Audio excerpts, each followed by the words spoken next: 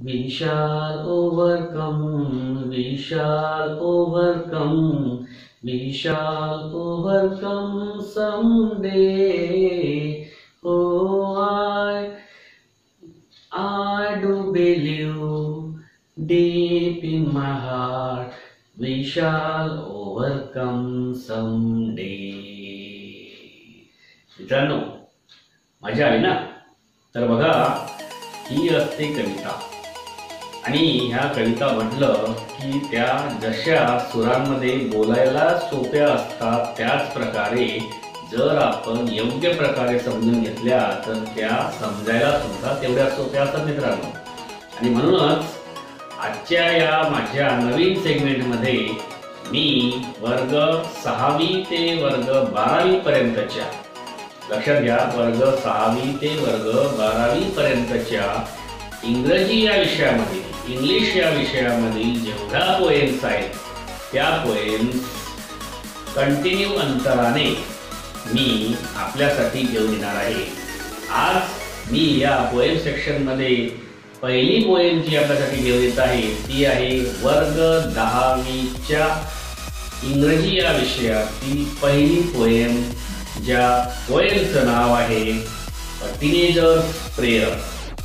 या पोएमचं नाव आहे teenagers prayer. आपल्यापैकी जे 10व्या वर्गामध्ये विद्यार्थी असतील त्यांनी आवर्जून हा व्हिडिओ बघा आणि हा व्हिडिओ बघत असताना या व्हिडिओमध्ये जे तुम्हाला या पोएमच्या द्वारे मी सांगण्याचा प्रयत्न केला आहे ते समजून घ्या. तत्पूर्वी चॅनलवर अजूनही नवीन असाल तर चॅनलला सबस्क्राईब करा आणि जर हा व्हिडिओ आवडला तर हा व्हिडिओ नक्की लाईक करा. मित्रांनो, चला तर सुरू करूया आजची ही पोएम.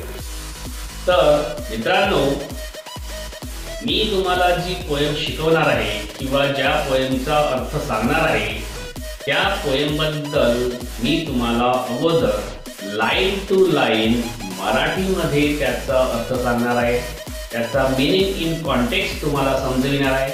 त्यानंतर त्याच एका पर्टिक्युलर पॅराचा मी तुम्हाला इंग्रजीमध्ये मीनिंग सांगणार आहे आणि मीनिंग सांगत असताना त्याची जी पॅरावाईज समरी असते ती पण तुम्हाला समजून सांगणार आहे. आणि त्याच्यामुळे लक्षपूर्वक आपण मी जे सांगत आहे त्या गोष्टींकडे लक्षपूर्वक आपण काय करा, ऐकून पूर्णपणे समजून घ्या.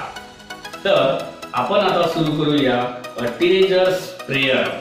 ज्या ओळी माझ्या बाजूला आपल्याला दिसतील त्यांचा अर्थ मी आपल्याला सांगणार आहे, तेव्हा त्या ओळी आपण मी सांगत असताना वाचूनही काढायचा.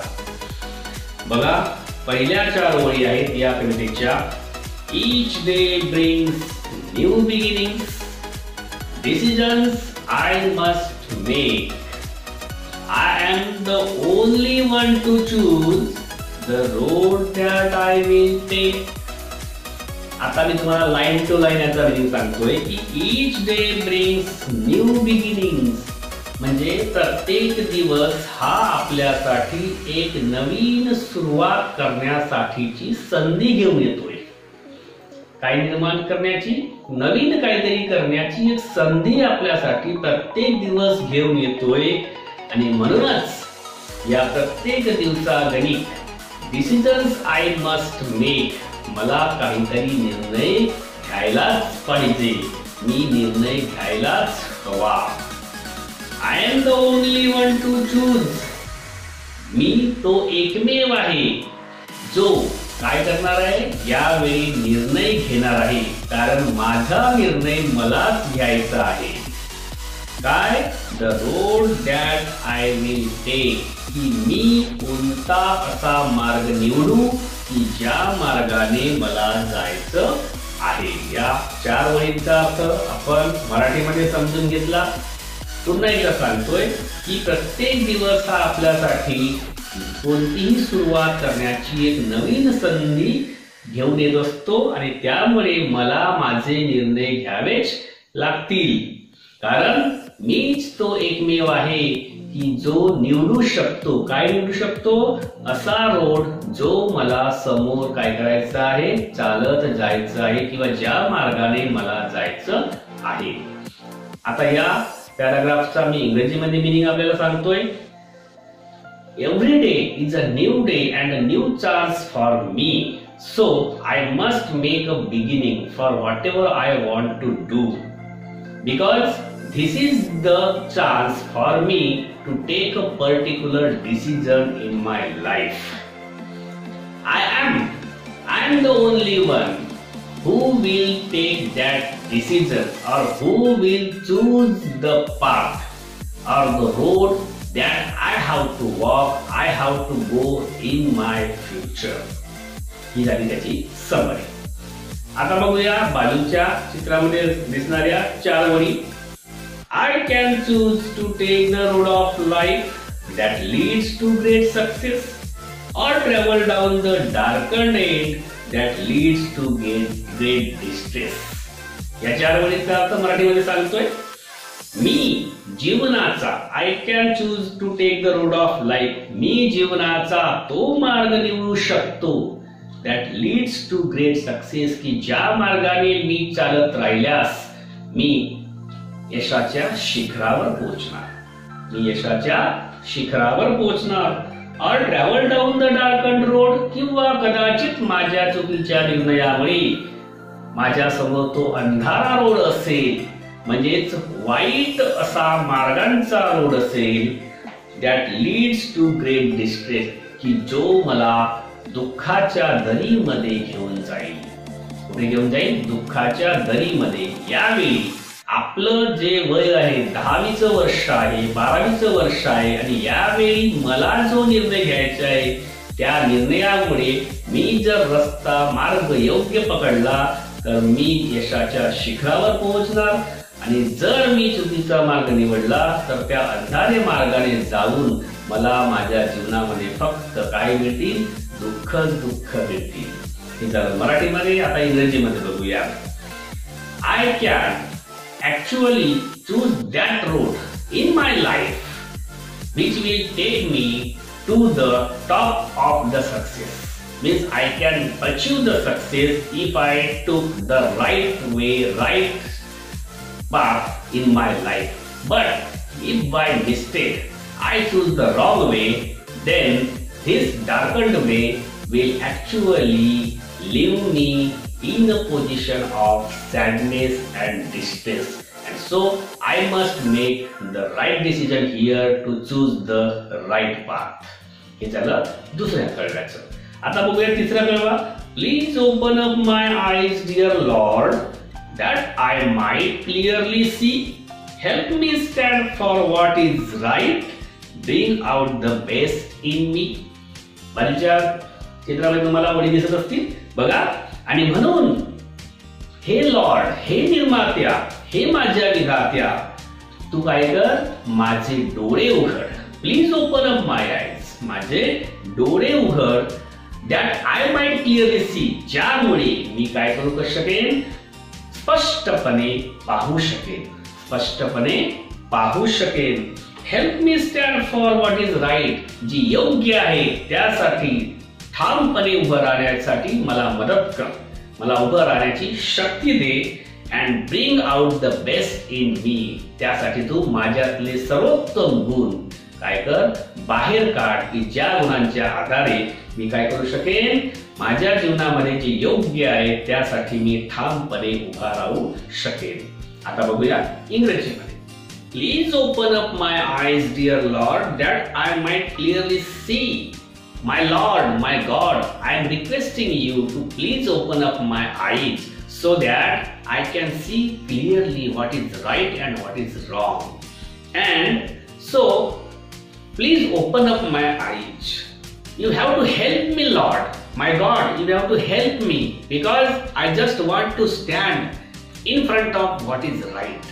I just want to be firm for what is right. And so you have to bring in me the best of my qualities.